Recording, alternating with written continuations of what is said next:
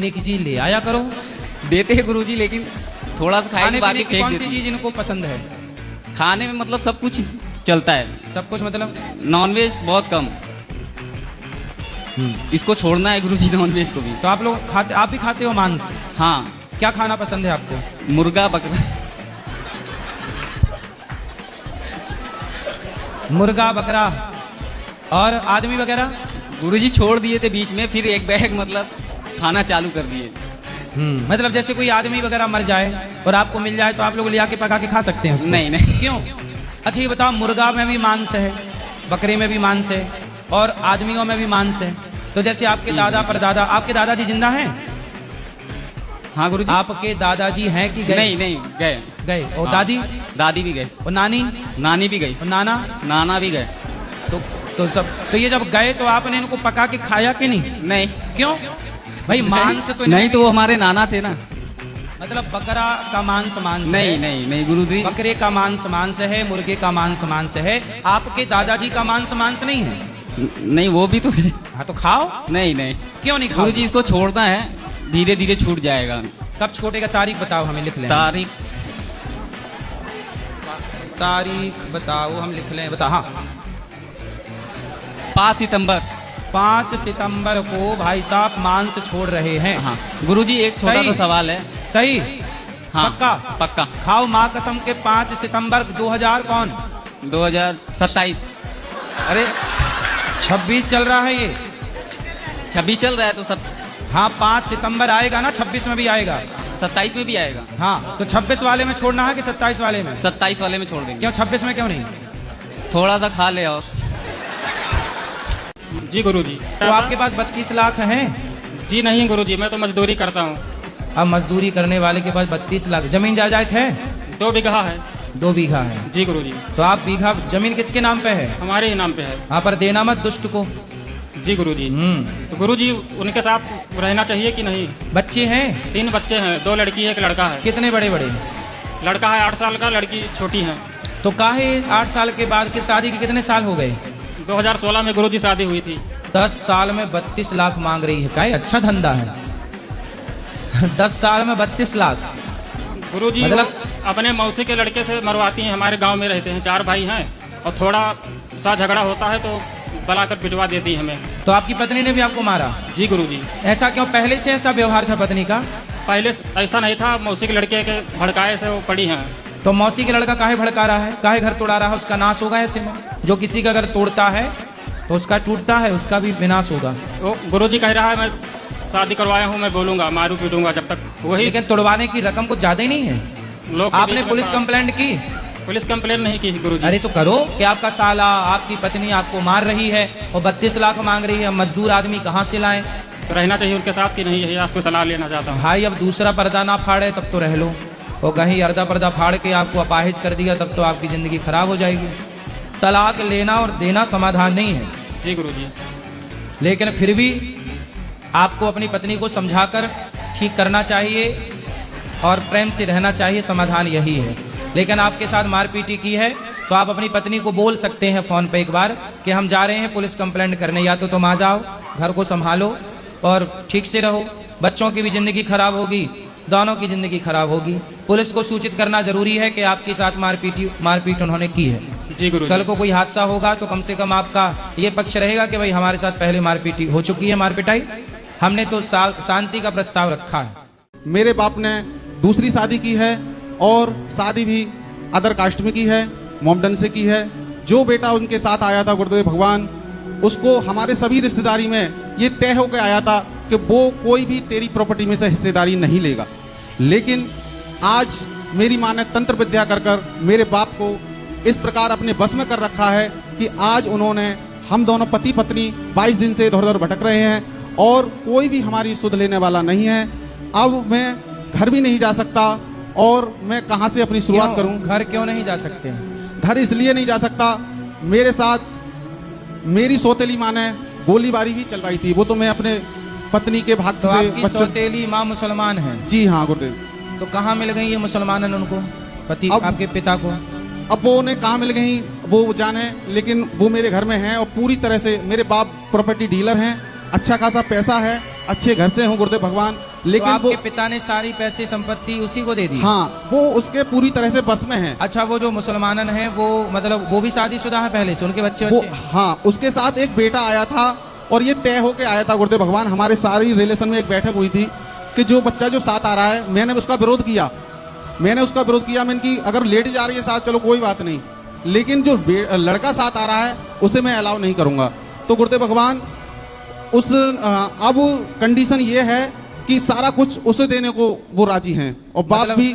आपके पिताजी सारी संपत्ति उस महिला के बेटे को देने को जी तैयार? गुरुदेव भगवान। आपको कुछ नहीं देना चाहते? आप हमको कुछ नहीं देना चाहते, कहते हैं दुकान ले ले, मकान ले ले, लेकिन अब मैं क्या करूं, मेरा मार्गदर्शन कीजिए गुरुदेव। अब वही है कि दिल लगा गधी से तो परी किस काम की। अब तो गधी से दिल लग ही गया है, और जब लग ही गया है तो सर्वनाश तो होगा।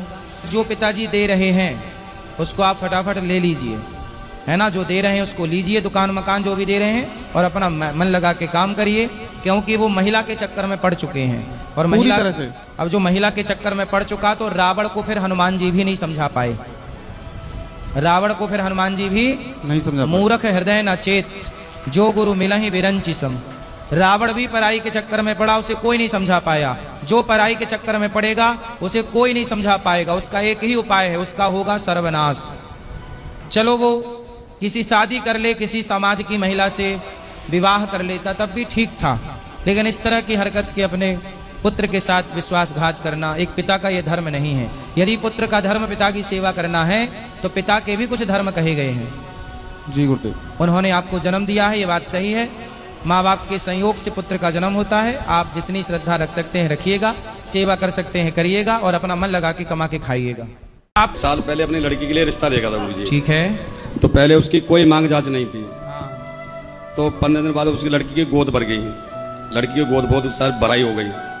फिर उसने मांग लड़के ने करी कि मेरे को 4 पहियों की गाड़ी चाहिए। पहले कोई मांग जितनी, फिर लड़के बोला कि 4 पहियों की गाड़ी दोगे तो मैं शादी करूंगा।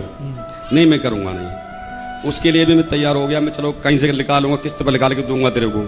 फिर बोला मेरे को प्लॉट भी चाहिए। ठीक है। मैंने भाई मेरी इतनी बस की बात नहीं, तेरी तो मांग बढ़ती जा रही है। फिर उसकी और टांग निकाली तो 2 नंबर का भी निकला, तो मैंने वो रिश्ता तोड़ दिया था। सही किया आपने। लालची लोगों से अपनी बेटी का विवाह नहीं करना चाहिए। जो गाड़ी घोड़ा चाहते हैं, हम बेटी दे रहे हैं, तुम गाड़ी चाह रहे हो। तुम्हारे बाप में दम है तो तुम बाप से ले लो गाड़ी अपनी, हम तो बेटी दे ही रहे हैं। तुम में काबिलियत है, तुम ही कमा के ले लो गाड़ी। जो व्यक्ति गाड़ी नहीं खरीद रहा, गाड़ी चलाने की इच्छा है पर खरीदने की औकात नहीं है, तो इसमें ऐसे नालायकों से अपनी बेटी का विवाह क्यों करना है? इसमें गुरुजी मेरा तो कोई पाप नहीं लगेगा। नहीं, इसमें पाप क्या है? आपने हर बात को ऐसी करना चाहिए। जो मांग डिमांड करे उसे 4 जूता और मारना चाहिए। हाँ, ये मैं सोच रहा था पर मैंने ये कर पाया नहीं उसके साथ में। उसका सामान आया, मैं सब कुछ लौटा दी, तू अपना सब वापस करो। हाँ, मैं लौटा दी बाबू। 3 हाथ का जूता भी दो उसको। हाँ, कल सारा कुछ है उसका, मैं सब लौटाया उसका। बिल्कुल। लालची लोगों से बेटी ना ब्याह ना, भले ऐसे सामान्य लड़के को देना जो बेटा अपना काम धाम पे लगा है, काम कर रहा, मेहनत कर रहा है, गलत रास्ते पर ना हो। ऐसा सामान्य लड़का भी चलता है। दीदी कि जैसे इंस्टाग्राम पे, फेसबुक पे या सोशल मीडिया पे आपकी वीडियोस आती हैं, तो हम लोग तो सनातनी धर्म से हैं, आपको अप्रिशिएट भी करते हैं, आप जो शिक्षा देते हैं वो भी हम लोग उसको मानते हैं। लेकिन कुछ लोग जो होते हैं ना, आपकी वीडियोस पे जैसे मीम्स बनाते हैं या कुछ लोग मजाक उड़ाते हैं। आप चलाते हैं इंस्टाग्राम? बहुत कम। बहुत कम। तो कभी कोई ऐसी वीडियो देखी जिसमें आपको लगता है कि जो लोग आपको नहीं मानते या उसका मीम्स बनाते हैं, तो आपको क्या, उनको क्या मैसेज देना चाहेंगे, या आपको उनको देख के कैसा लगता है, क्या आप फील करते हैं? हमें कुछ भी नहीं लगता। देखो, यदि 100 लोग हमें अच्छा कहेंगे जी तो 10 लोग हमें बुरा भी कहेंगे। जी। इसी अच्छाई बुराई के बैलेंस से ये धरती चलती है। जब हमें 100 लोग अच्छा कहते हैं तो हमें 10 लोग बुरा कहेंगे ना, तो इसमें हमें आपत्ति नहीं है।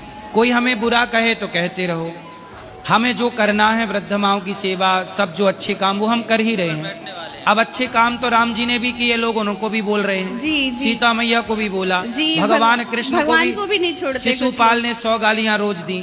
तो जब गालियां देने वाले भगवान को थे तो हमें कोई गाली दे, इसमें कोई आश्चर्य क्या है? और याद रखिएगा, नहीं, गालियां नहीं देते, लेकिन नहीं, कुछ लोगों की आदत होती एक्चुअली क्या है, वो मीम्स एक तरह की गाली ही है, अपमान ही है। हाँ जी। अपमान आप किसी का कर दो तो वो एक प्रकार की गाली ही तो है। गाली मतलब गाली मतलब ये केवल नहीं कि किसी को कोई गाली गलत शब्दों से दे, अपमान करना भी मारने के बराबर है और गाली के बराबर है। धन्यवाद गुरुजी। गुरुजी, मैं बुंदेलखंड के हमीरपुर जनपद से हूँ और मैं पेशे से अधिवक्ता हूँ। जी। मेरा गुरुजी एक सवाल है कि हम अधिवक्ता जो होते हैं किसी एक पक्ष के वकील तो होंगे ही और उसकी पैरोकारी करेंगे, तो जो बचाव पक्ष की ओर से भी होते हैं और मुलजिम पक्ष की ओर से भी होते हैं। तो गुरुजी हमारा तो वकालत हमको ये सिखाता है कि हमको अपने मुवक्किल को बचाना है। भाई मुवक्किल को बचाना है, यदि वो बलात्कारी है, गलत है, तो क्या उसको बचाओगे? तो गुरुजी ये तो निर्णय तो अदालत करेगी, गलत है सही हमें तो अभी पता भाई नहीं। निर्णय तो अदालत करेगी, पर एक बात बताओ कि आप एडवोकेट हो। जी गुरुजी। माना कि आपकी बेटी के साथ किसी ने गलत किया, जी, तो क्या आप उसको बचाओगे? नहीं, हम तो नहीं बचाएंगे। फिर जब किसी और की बेटी के साथ बलात्कार होता है तो उस बलात्कारी को फिर क्यों बचाते हो आप तो लोग? गुरुजी मुकदमा खाली वकील बलात्कार का मुकदमा थोड़ी रहता, तो अन्य मुकदमे लेते हैं। अरे मैं तो एक उदाहरण दे रहा हूँ। तो मेरा मतलब गुरुजी पूछना ये अन्य है मुकदमे में भी कि आप लोग यदि जान जाओ कि ये व्यक्ति सही है और ये गलत, वैसे आप लोग समझ जाते हो कि कौन सही है कौन गलत है? 50% समझ जाते हैं। हाँ समझ जाते हो ना, लगभग समझ जाते हो। हाँ, लगभग। जब समझ जाते हो कि कौन सही है कौन गलत, तो फिर सही का साथ दिया करो ना तो भैया। गुरुजी बच्चे हैं, जीविका लगी, हम लोग साथ, हमारा काम है, ये कर्तव्य है, यही वकालत में हमारा पैसा यही, हम उससे भी वो कैसे हो जाएंगे? तो ये कैसी वकालत है कि गलत को जिताने का प्रयास है? ये कैसी वकालत है? ये कैसा कानून है? ये कैसा है सिस्टम कि गलत को बचाना चाहते हैं आप लोग? तो गुरुजी इस गलत कौन है सही कौन है तो फैसला न्यायाधीश करता, हम तो नहीं करते। जब तक फैसला नहीं हो जाता पर तब गलत तक की पैरवी तो आप करते हो। तो कई बार गलत की पैरवी आप लोग इतनी अच्छी कर देते हो कि जज को गलत का पक्ष लेके जिताना पड़ता है। गुरुजी वो तो रेयर केस में होता है, लेकिन अभी हम कैसे पर मान ले? होता है कि नहीं? हाँ होता है। फिर तो गलत जीतेगा सही हारेगा, तो यही तो है धर्म की हानि। जब जब हो या धर्म की हानि, बाढ़ असुर अधम अभिमानी, यही तो धर्म की हानि है कि अधर्म जीत गया, धर्म हार गया। तो गुरुजी वकालत पैसा भी तो हमारा धर्म है। पेशा धर्म है। धर्म का मतलब यह है कि आप सत्य को जिताओ, धर्म का पक्ष रखो। आप बिना पैसे लेकर किसी गलत व्यक्ति, किसी महिला के साथ, पुरुष के साथ गलत हो रहा है और आपको पता है कि मैं इसकी रक्षा कर सकता हूं, तो उसके पास पैसे नहीं है देने को, तो आप फ्री में क्या उसका केस लड़के उसे जिता नहीं सकते, न्याय नहीं दिला सकते? बिल्कुल। ये धर्म है। ऐसा भी करते हैं, ऐसा भी करते हैं। और जो निष्पक्ष हम चाहते हैं कि जो अन्यायी है हम लोग का साथ न दें, हाँ। न्याय का साथ दें। और बस जैसे मेरा गुरुजी, कहना यह है कि आप लोग पड़ताल करके जो सही है उसका साथ दिया करें। वो तो हम लोग गुरुजी पूरा प्रयास करते हैं, लेकिन कभी कभी क्या होता है गुरु कि हम लोग को ये नहीं समझ में आता कि ये दोषी है या निर्दोष है। वो तो जब फैसला होता है तब समझ में आता है कि कौन दोषी कौन निर्दोष है। तो उस स्थिति में यदि हम किसी जो दोषी होता है उसकी पैरवी करते हैं तो उसका दोष हम पे लगता है। बिल्कुल। चूंकि गुरुजी हमारा धर्म कहता है कोई वकील, हम वकालतनामा हमने इसका दाखिल किया है तो उसका मुकदमा लड़ना हमारा कर्तव्य है, हमारा बिल्कुल, बिल्कुल, धर्म है। और वो दोषी या निर्दोष है वो तो बाद में पता चलता है। जी जी। तो उस स्थिति में हम लोग क्या करें? मैं तो बार बार एक ही बात कहूंगा कि धर्म का साथ दीजिए, अधर्म का साथ मत दीजिए, बस। धन्यवाद।